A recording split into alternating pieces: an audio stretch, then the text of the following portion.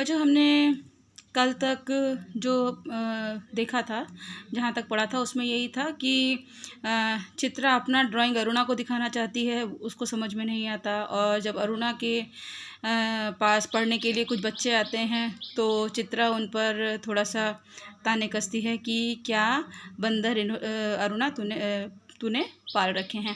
अब हम आगे का देखते हैं कि 4 बजते ही कॉलेज से सारी लड़कियां लौट आईं, पर अरुणा नहीं लौटी। अब पूरा दिन बीत गया, कॉलेज ये लोग गए और फिर लौट आए, तो जैसे 4 बज गए थे, कॉलेज से सब लौट रहे थे, लेकिन अरुणा नहीं लौटी। तो चित्रा चाय के लिए उसकी प्रतीक्षा कर रही थी। तो चित्रा घर पर ही थी, मतलब हॉस्टल के कमरे में ही थी। उसने उसे चाय पीने की इच्छा हो रही होगी, तो वेट कर रही थी कि अरुणा जैसे ही आएगी तो दोनों साथ मिलके चाय पियेंगे। पता नहीं कहाँ कहाँ भटक जाती है, बस इसके पीछे बैठे रहो। तो थोड़ा इरिटेट भी हो जाती है नेचुरली। जब हम किसी का इंतज़ार करते हैं और उसको देर होती है तो हमें भी ऐसे ही इरिटेशन होता है। तो इरिटेशन हो रहा था कि पता नहीं कहाँ कहाँ भटकती रहती है समाज सेवा के नाम पर। तो बस इसके इंतज़ार में ही बैठे रहो, यही एकमात्र काम रह गया। अरे क्यों बड़बड़ कर रही है, ले मैं आ गई, चल चाय बना, मिलकर ही पियेंगे। तो जैसे ही वो मतलब मन ही मन कुछ बड़बड़ाती है तो अरुणा आ जाती है। अरुणा बोलती है कि चल मैं आ गई हूँ, अब चाय बना ले, साथ पीते हैं। तेरे मनोज की चिट्ठी आई है। तो चित्रा बोलती है मनोज कोई लड़का होगा, मतलब या तो अरुणा का कोई मित्र होगा। तो बोलते तेरी अरुणा की चिट्ठी आई है। अरुणा लिफाफा फाड़कर पढ़ने लगती है। जब उसका पत्र समाप्त हो गया तो चाय पीते पीते चित्रा बोलती है कि आज पिताजी का भी पत्र आया है। लिखा है जैसे ही यहाँ कोर्स समाप्त हो जाए मैं विदेश जा सकती हूँ। मैं तो जानती थी पिताजी कभी मना नहीं करेंगे। एक्चुअली चित्रा को हमेशा अपना जो उसका पैशन था ड्राइंग, उसको लेकर आगे फर्दर स्टडीज़ की इच्छा थी।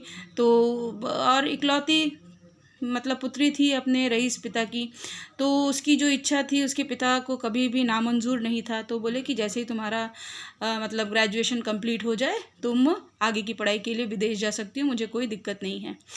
हाँ भाई, धनी पिता की इकलौती बिटिया ठहरी। अरुणा बोलती है चित्रा को कि हाँ भाई, तुमको क्यों कोई मना करेगा, तुम्हारे पास पैसे की क्या कमी है, तुम्हारे पिता तो राजी ही रहेंगे। तेरी इच्छा कभी टाली जा सकती है, पर सच कहती हूँ तुझे तो सारी कला इतनी निरर्थक मुझे तो सारी कला इतनी निरर्थक लगती है, इतनी बेमतलब लगती है, बता नहीं सकती। किस काम की ऐसी कला जो आदमी को आदमी ना रहने दे। अरुणा आवेश में बोलती है, मतलब बोलती है कि भाई फर्दर ड्राइंग की स्टडीज़ के लिए तुझे विदेश जाना है, तो मुझे ये सब थोड़ा सा ठीक नहीं लगता, बेमतलब सा लगता है। और मतलब सिर्फ ड्राइंग करने से क्या होगा, इंसान अगर इंसान के काम नहीं आ सका तो उससे क्या फ़ायदा। अरुणा थोड़ा सा आवेश में आती है, थोड़ा गुस्से में आती है और कहती है तो तू मुझे आदमी नहीं समझती क्यों। तो चित्रा को थोड़ा बुरा लगता है, बोलती है कि तू ऐसी बातें कर रही है, इसका मतलब तेरी नज़रों में मेरी कोई कीमत ही नहीं है, मुझे तू इंसानों की कैटेगरी में मानती ही नहीं है। तुझे दुनिया से कोई मतलब नहीं, दूसरों से कोई मतलब नहीं, बस 24 घंटे अपनी रंग और तूलिकाओं में डूबी रहती है। तूलिकाओं मतलब पेंटिंग ब्रश। तो बोलती है कि तुझे दुनियादारी से कोई मतलब नहीं है, तुझे सिर्फ हर जगह हर चीज़ में अपने लिए कोई थीम नज़र आता है और तू उन्हीं को रंगों के माध्यम से कैनवस पर उतारती है। बस तेरा इतना सही काम है। दुनिया में कितनी बड़ी घटना घट जाए, पर यदि उसमें तेरे चित्र के लिए आइडिया नहीं तो वह घटना तेरे लिए महत्व नहीं रखती। तो अगर ज़िंदगी में ऐसे कोई भी सर्कमस्टांसेस आते हैं जहाँ पर तुझे कोई अपने चित्र के लिए मोटिवेशन नहीं मिलता है, तो तुझे वो घटना तेरे को क्या लगती है, बिल्कुल निरर्थक सी लगती है, जो बिल्कुल ही गलत है। हर घड़ी हर जगह और हर चीज़ में तू अपने चित्रों के लिए मॉडल खोजा करती है। तुझे सिर्फ हर चित्र हर जगह हर एक कण कण में तुझे अपने लिए क्या चाहिए, ड्राइंग का मॉडल चाहिए। कागज़ पर इन निर्जीव चित्रों को बनाने के बजाय 2-4 की ज़िंदगी क्यों नहीं बना देती, तेरे पास सामर्थ्य है, साधन है।